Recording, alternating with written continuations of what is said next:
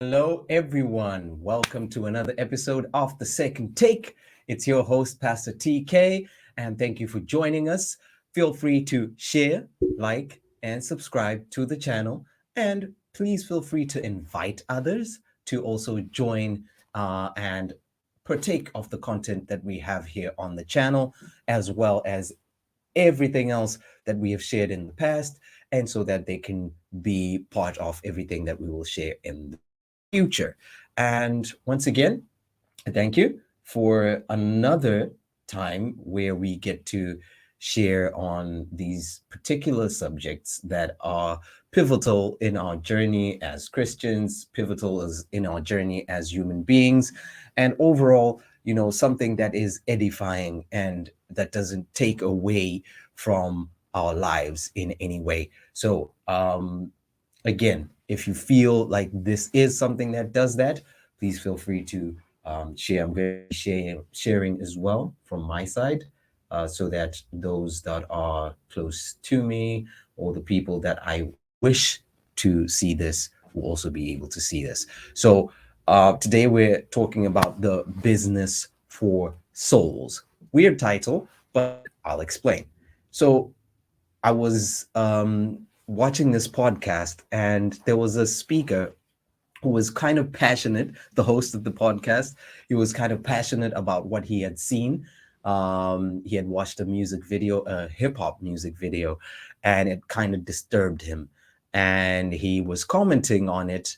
And I think someone had mentioned it as well last week after church, and we were just talking, and we were talking about kids and their devices and the stuff they'll be watching, things they'll be doing on their phones. A parent was telling me that they had to take their phone from their kid and see exactly what they were getting up to, and so on. That's a video for another day.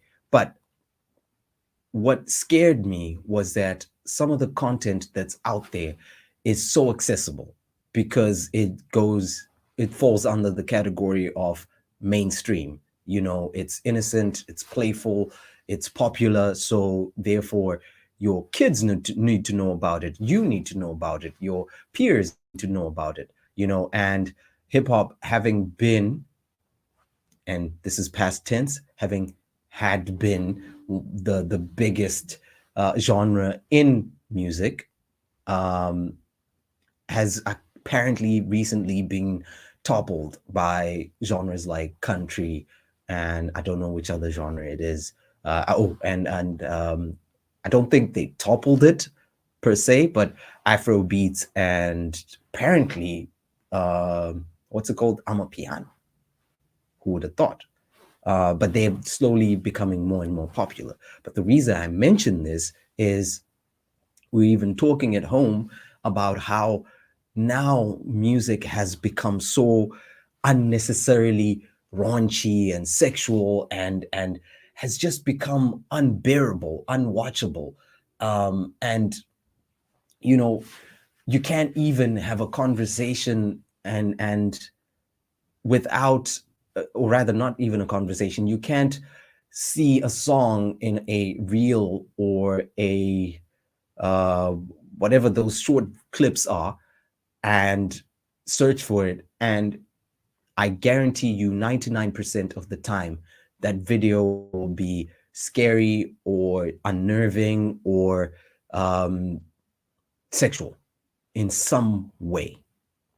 That's 90 something percent of the music that's out there now, especially in hip hop. I don't know about pop, but in hip hop music, it's become unnerving, unbearable, because there is so much of sexualization that's happening in the music. There's so much of people feeling as if, if they don't show flesh, they're not doing anything in their lyrics. If it's female videos, right? Even the women that were advocating for emancipation, freedom of expression just a couple of years ago, right? There was no fairness in music, in hip hop music, especially back in the day. So people said, right? And I agree. it was a male dominated genre. But then the moment most of the women are put on a platform, and again, some might argue these are industry plants, people that are put in the industry to push an agenda. So they're saying, most people say that these women that are popular, these women that are put to the forefront, are actually planted there to push this sexuality agenda, this immorality agenda, and promoting promiscuity and things that young girls, if they look up to them, they will end up also doing, but they're not good for them, which kind of makes sense, right? And so you kind of look at it and say, so what's safe? At a time when Black people were downtrodden in the Western world, when they were downtrodden, where they couldn't get opportunities, where their music was stolen, back in the 40s, 50s, 60s, a lot of music, a lot of artists that became popular that were of that were not Black, like Elvis, for example, his whole shtick, the whole genre was stolen from Black people. And this is what the industry says, just FYI. All that it was claimed to have been stolen from Black people, of which kind of makes sense, right? And so when these manufactured artists are pushed, it's pushed for a narrative, it's pushed for an agenda, that at that time Elvis was of Caucasian descent, and therefore, because of what was happening, the civil rights movement in the States, and how Black people were still under segregation and so on. And so they still wanted to push the agenda that we are still better, as in the Caucasian persuasion was better in every way, even in music, even though most of the Black artists that were touring what was called the Chitlin circuit were producing music that was transcending even life, because they were singing from a place, from the soul, from a place of struggle, from a place where everything they were talking about was real. It was their lives, and they would put it in the music. But then the industry, just so they make money, would take those genres, would take music from those unknown artists and promote their own artists. And so you have 5, 6 versions of the same song, but only one originator, but that originator was never known. So you have so many examples of those people back in the day who were disenfranchised because most of what they made and created was taken away from them and something else was pushed. And so we see this agenda thing, or this theme of having a certain message being pushed going on over the years. It's been happening since the beginning of recorded music, right? And so we start to see that even now, everything that's happening now is nothing new. It's just evolved. It's just adapted to the times. And what am I talking about? So with regards to this, the video that we were talking about last week, and the music that, like the music video that everyone was commenting on, was a very disturbing video by an artist named Doja Cat. Some of you might know her. She's quite famous. She was famous, like, maybe, I don't know if it's a B list or maybe it's A list, but A minus, if there's such a thing. And she was, one of those artists where you talk about, but you don't put them in the same conversation as like a Beyonce or Rihanna or Adele, or, the ones that are called the big artists, the Jay-Z's and the Sam Smiths, or I don't know if he's actually called, but whatever, The Weeknd and so on, right? And so you have artists that, because they want that position, that number one spot, They do anything and everything, and this is nothing new. This has been happening since like I said, the beginning of recorded music. And that's why you have, even to this day, people will still say, oh no, Elvis was the biggest artist of all time, um, and the Beatles were the biggest of all time. You have MJ somewhere in that conversation, but we all know how, he was perceived in the media. And that's also a story for another day, because we know how, when someone is not part of the clique, um, they don't really seem to side with you or support you in a way that pushes you in the spotlight or in the limelight in the same way as they do with people that conform. And now, what is this conformity? Conformity for the music industry is, okay, we want you to talk about these subject matters. And if you don't, then you see this tier, you're not going to be in it. You're going to be somewhere over here. And we might even end your career. We might even sabotage your career. We might even kill it. Or, God forbid, end their lives. So this is now delving into like conspiracy theory territory, and we'll steer away from that for a bit, right? But there's certain things that are now so common that we can't ignore them. You know, um, I'll give an example. There's an article that talked about how music has evolved over the past couple of decades, right? 40s, 50s, 60s, up to the 2020s, right? And in each era, for example, it says that the first indication, now we're talking about, the agenda in music, where it's not just pushing a certain race or a certain persuasion, a certain person of certain descent, but we're now talking about deliberate messaging in music, where it's either demonic, it's either promoting promiscuity, it's either promoting the love of money, it's like whatever agenda it is that it's pushing, that's not self-control principles, morality, and so on. And so in the 60s, the number one thing that was being pushed was free love.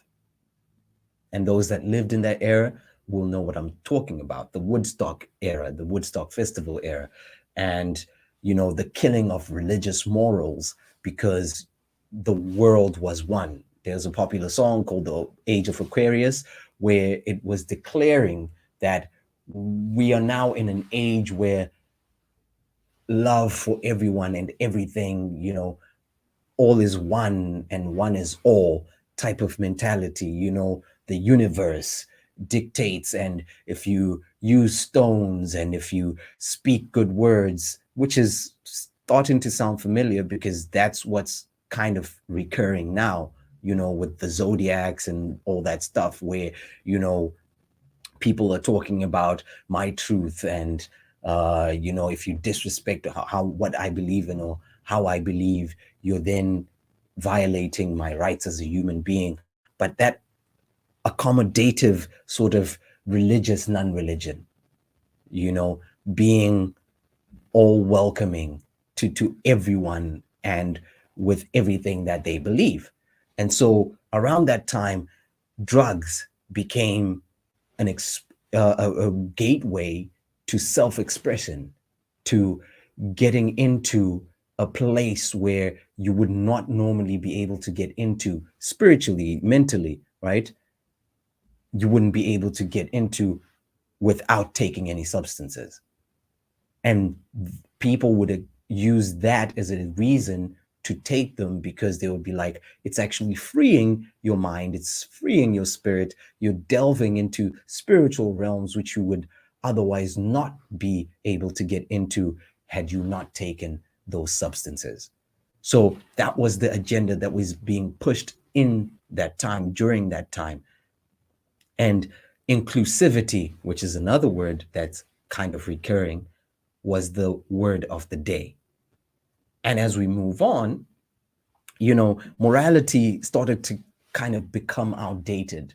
People started to see believers, you know, Christians, people that thought that, you know, there's only one way for us to live, and there is only one thing that is permissible, and that is to worship God. And that was being thrown out the window, because if you did, you know, display that type of mentality, you would automatically be called a prude, someone who isn't open, and someone who hates humanity, because you're not being inclusive. You're not welcoming everyone. There's no love in your heart. And so the word love was actually being abused, because accepting someone for who they are in that time was what was being called love. But not accepting in terms of with the love of God, but accepting as in, you know what, even if they're broken and they're what they are murderers or whatever, you know what, that's who they are. So it wasn't, come here, I know where it's better. No, that's not the love that was being displayed or being preached.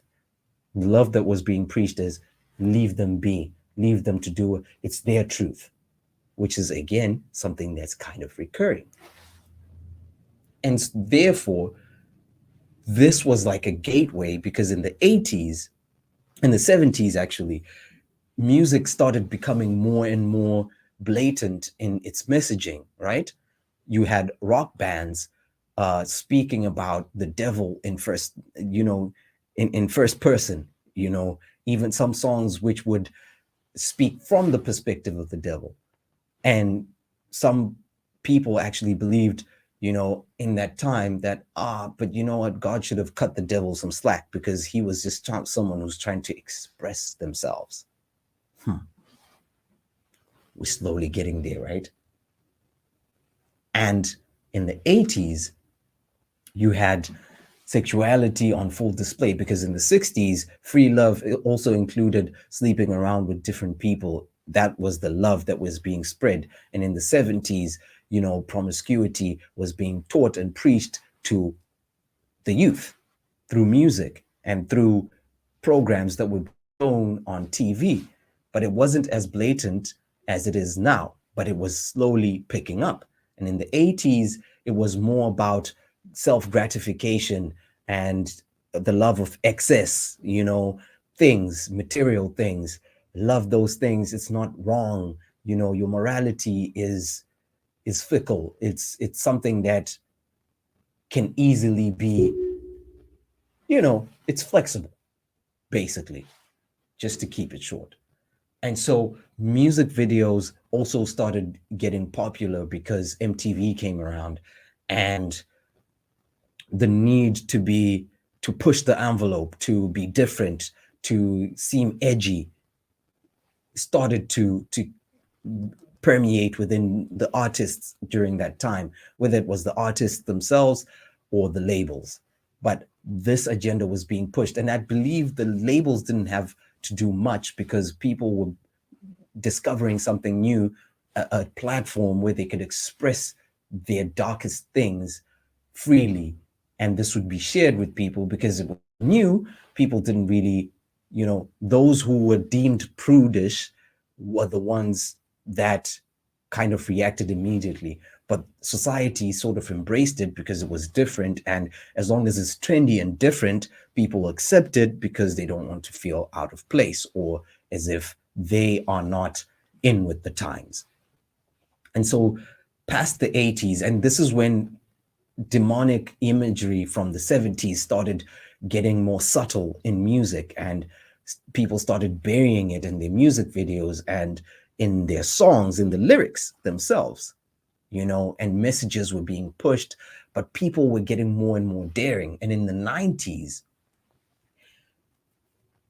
when music videos were now being more and more creative than the previous decades, right? And so you would see musicians, artists being more self expressive and be more daring in how they would speak about what they would speak about. But it still wasn't edgy enough. And now, because the 80s had come about, and mind you, at the same time, Christianity, religion, was also sort of growing, and there was an uproar in the Christian movement, thank God. And, I think um, producers, music production houses sort of dialed it back, but made it subtle. And so you don't see it so blatant in the 90s, but it was almost like a strategy because it was being subtly infused into people's morality, and which was now being used as a gateway. And so promiscuity and the same sort of cocktail was being brewed slowly but surely, that in the 2000s, it was also now becoming a bit more sexualized in terms of music videos, and with the rise of hip hop being one of the top genres or one of the biggest rising genres, it started to permeate through music, through hip hop rather. And now you see 2010s, you start to see more and more edgy videos that were now being deemed as artistic, you know, and when people could clearly see that no, look at this thing. This is clearly someone practicing a ritual on live TV when it came to awards shows, when it came to galas, when it came to runway shows, when it came to a whole lot of stuff that was being put on TV. Because now people were saying, no, it's modern, it's hip, it's happening. I really sound old, but it's what's in now. It's what's trendy. It's what people are listening to. It's what people are going for. And if you don't see it as just art, then you are being a conspiracy theorist or you're just being a prude. And now fast forward, 2010s come by, and we come again to the 2020s. And you have, I think we spoke about this in another video where we talked about artists like Lil Nas X, The Weeknd, Sam Smith, and so on. And you have videos that are now blatant, that are displaying rituals, literal rituals, that people look at and are like, oh no, it's artistic, it's different, it's this thing that we've never seen before, but it's so well presented, it's so colorful, it's so it's scary, but it's And what I then said when we were having the conversation with the missus the other day, I was like, it's like when someone steals and they're not caught. If they don't repent from that act, they're going to steal. If they stole one thing, they're going to steal two. And if they still don't get caught, they're going to steal four. And if they still don't get caught, they're going to steal 8, 16, 32, and they keep going. And so that's what was happening with society and the people that were sort of pushing this agenda. That when they saw that, okay, we do this, society reacts, the community reacts. Okay, we see their reaction. It's not so bad. Let's try this. Let's push it a bit higher. Okay, not so bad. Let's push it a bit further.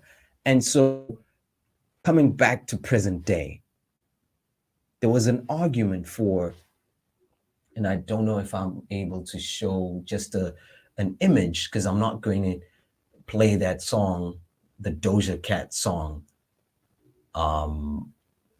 here, because no, I'm just not going to play it here. But the song in question, actually there are 2 songs. There's a song called Demons, and there's a song called Paint the Town Red. And so in this song, the first one, Demons, I'm just going to put this.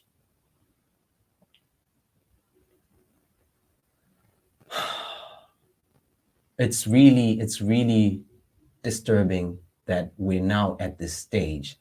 But as I'm putting up the picture, I just also wanted to say that, there was an argument for her non-participation or her uh, involuntary participation, because some people believe that it's the agenda of the industry to actually push this narrative, to push this um, this sort of, it's apparently her album is themed this way. I'm not sure what the name of the album is. I should have done my research on that.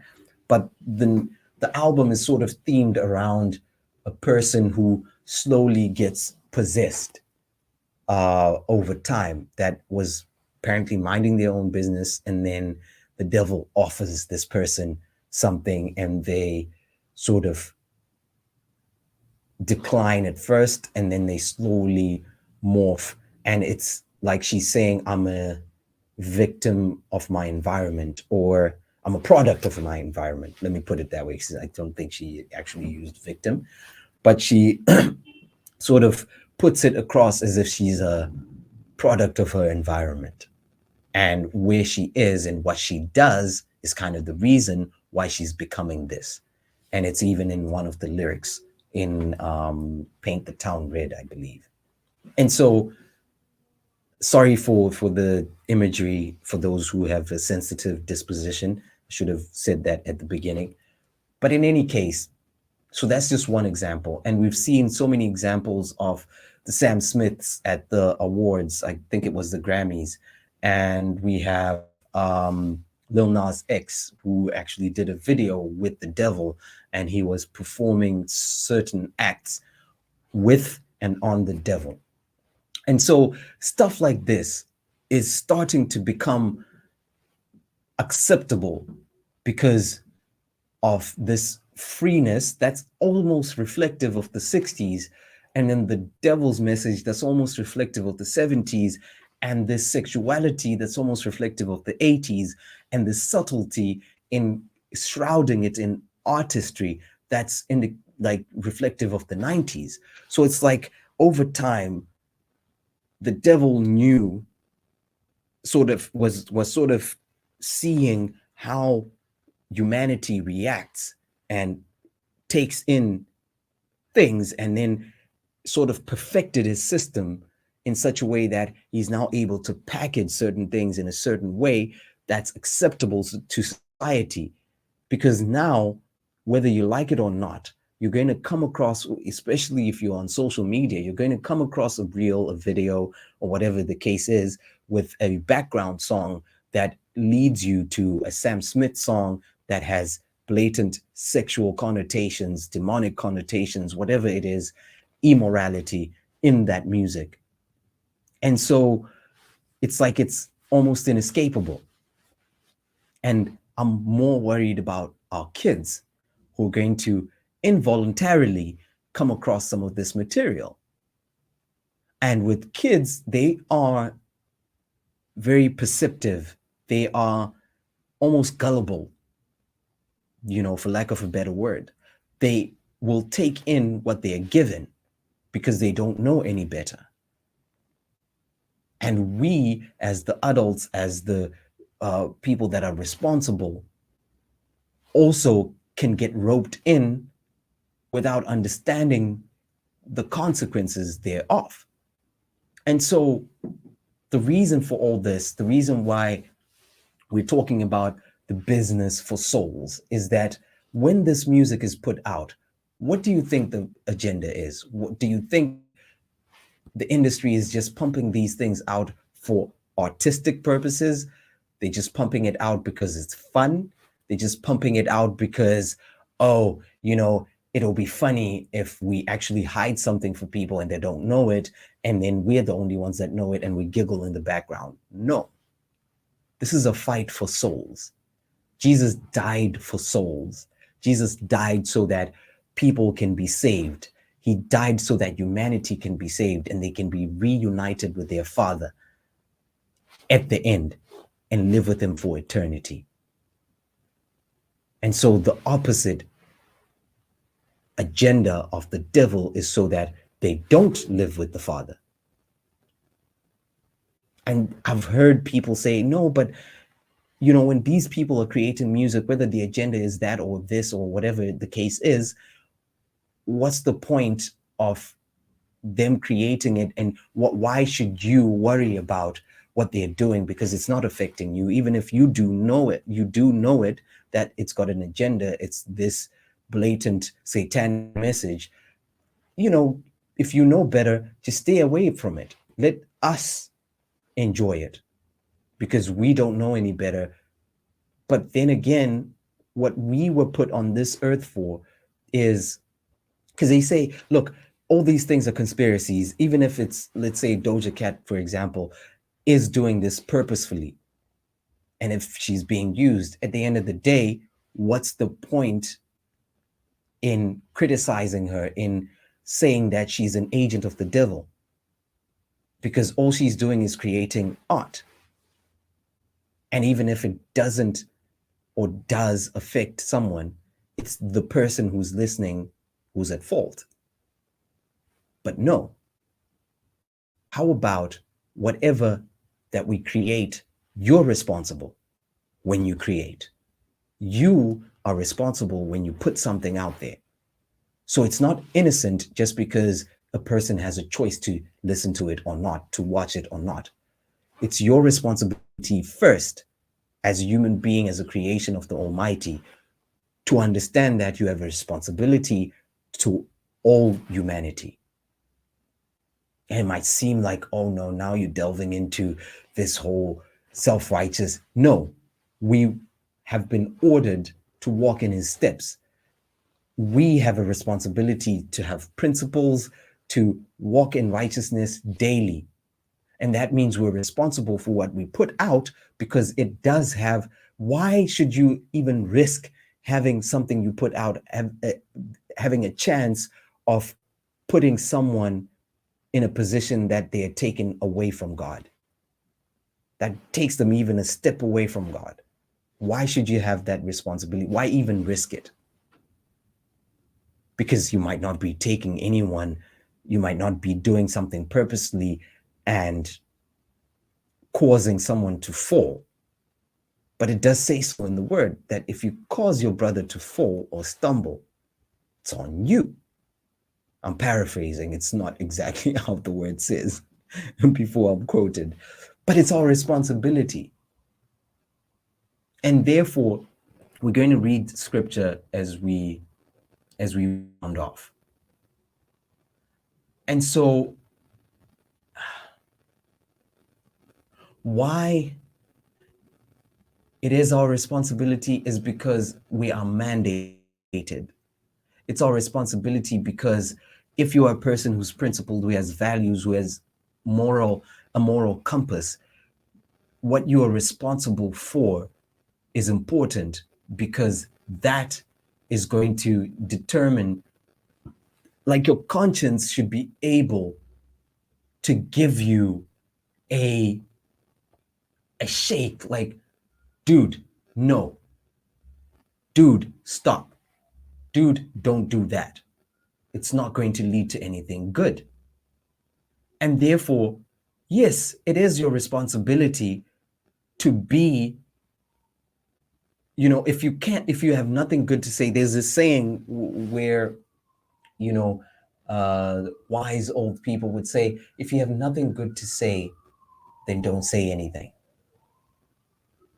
And I believe that rings true for when you're a believer, when you know that you have something that you contribute to society, that you have something that the humanity can benefit from. And therefore, we ought to be a people that know that when we stand up, when we lift our voices to speak, what we are speaking about, what we're saying is supposed to edify. It's supposed to bring people to God.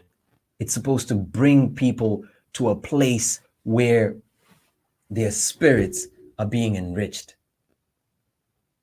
It says in 2 Timothy 2:22-23, so flee youthful passions and pursue righteousness, faith, love, and peace, along with those who call on the Lord from a pure heart. Have nothing to do with foolish, ignorant controversies. You know that they breed quarrels. And that in itself should just speak for itself.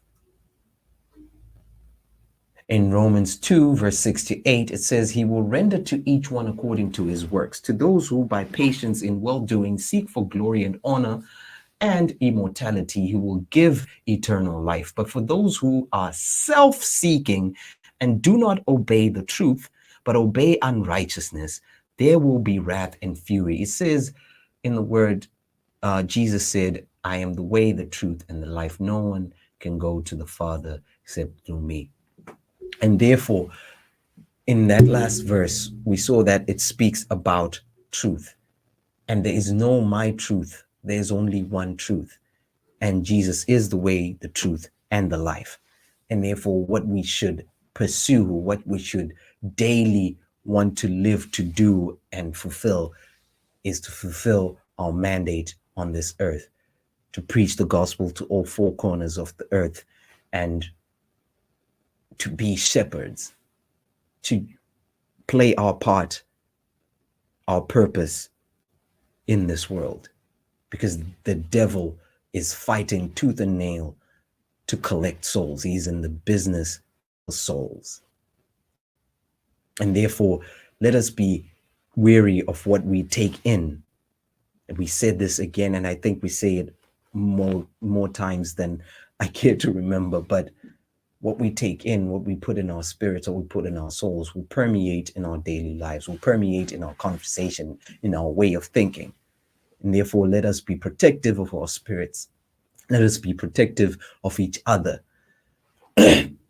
Obviously, we can't do that being judgmental or, in a way that is critical or that it has criticism tinged in it, and that brings your brother down. But we should seek to lift each other up through those things that are in the word. We seek love, happiness, righteousness, and all those things so that we edify our brother.